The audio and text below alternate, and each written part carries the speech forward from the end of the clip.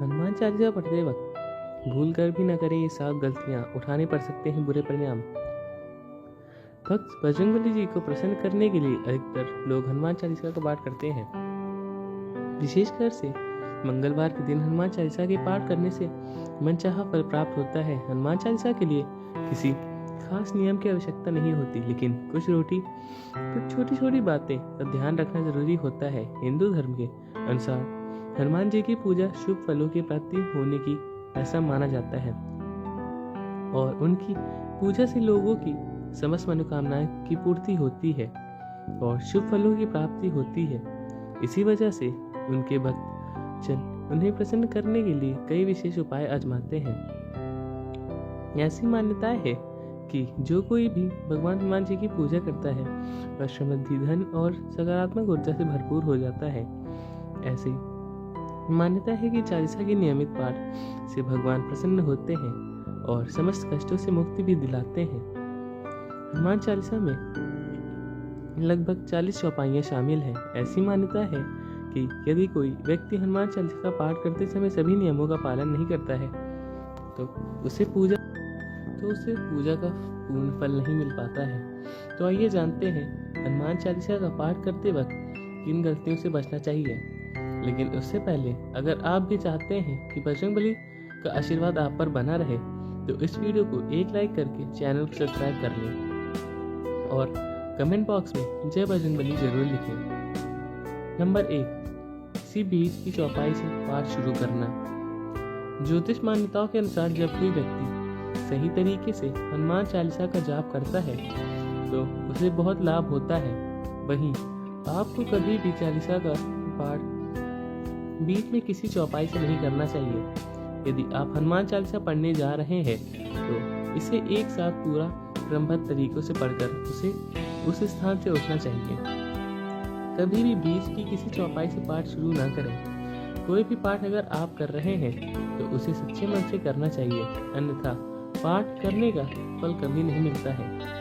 Number 2, साफ तन और मन से पाठ करना। ऐसा माना जाता है कि यदि आप घर में हनुमान चालीसा का पाठ कर रहे हैं तो हमेशा शुद्ध तन और मन से मंदिर में दीपक प्रज्वलित करके हनुमान जी का ध्यान करते हुए पाठ करना चाहिए। नंबर 3, तामसिक भोजन और मंदिरा का सेवन।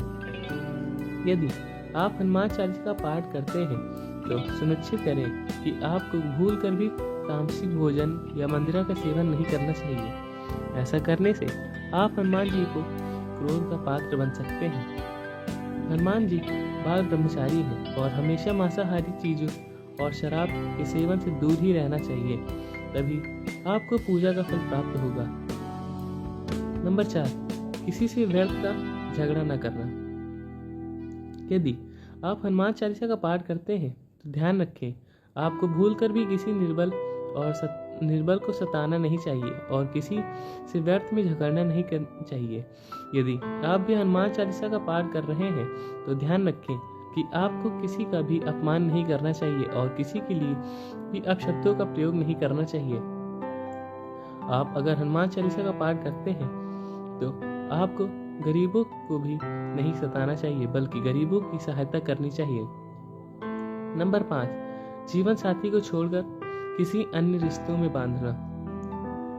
यदि आप विवाहित हैं और हनुमान चालीसा का पाठ करते हैं तो आपको जीवन साथी के अलावा किसी और से रिश्ते जोड़ने की बात नहीं सोचनी चाहिए। ऐसा करने वालों को कभी भी हनुमान चालीसा के शुभ फल नहीं मिलते हैं। किसी विवाहित पुरुषों को किसी अन्य पराई स्त्री से संबंध नहीं रखना चाहिए। अगर कोई स्त्री हनुमान चालीसा का नियमित रूप से पाठ करती है तो उसे स्त्री को भी अपने पति के अलावा किसी अन्य पुरुष से संबंध नहीं रखना चाहिए। अगर किसी व्यक्ति की शादी हो गई है तो उसे पराई स्त्री से दूर ही रहना चाहिए। यदि कोई व्यक्ति हनुमान चालीसा का पाठ करता है तो उसे इस बात का ध्यान जरूर रखना चाहिए। नंबर 6, गरीबों और जानवरों को सताना नहीं चाहिए। यदि आप घर की समृद्धि के लिए हनुमान चालीसा का पाठ करते हैं तो भूल कर भी किसी जानवर को करीब को न सताएं। ऐसा करने से पूजा का फल नहीं मिलता और घर में दुख बने रहते हैं और नकारात्मक ऊर्जा का वास भी हो जाता है। घर से सुख समृद्धि हमेशा के लिए चली जाती है। नंबर 7, कोई अपराध न करें और झूठ न बोलें। यदि आप हनुमान चालीसा का पाठ कर रहे हैं तो आपको किसी भी प्रकार का अपराध नहीं करना चाहिए। आपको किसी के साथ छल कपट नहीं करना चाहिए और झूठ नहीं बोलना चाहिए।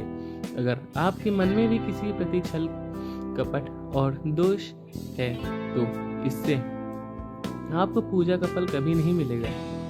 नंबर 8, हनुमान चालीसा पढ़ने की जल्दबाजी न करें। जब आप हनुमान चालीसा का पाठ करते हैं तब आपको कभी भी जल्दबाजी नहीं करनी चाहिए और कभी भी इसके किसी श्लोक का उच्चारण गलत तरीके से नहीं करना चाहिए। इसका पाठ हमेशा धैर्य पूर्वक ही करना चाहिए। नंबर 9, राम का नाम लिए बिना तो शुरुआत।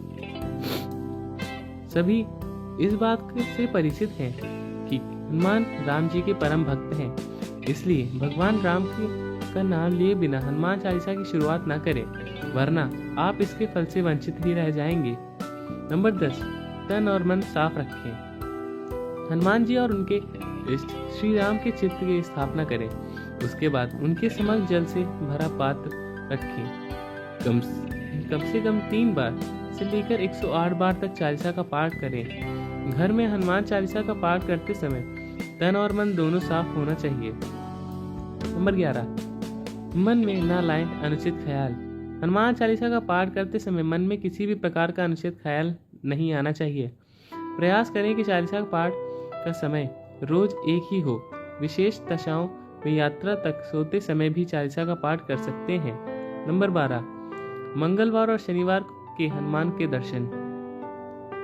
हनुमान चालीसा का पाठ करने वालों को मंगलवार और शनिवार के हनुमान मंदिर में जाकर हनुमान जी के दर्शन जरूर करने चाहिए।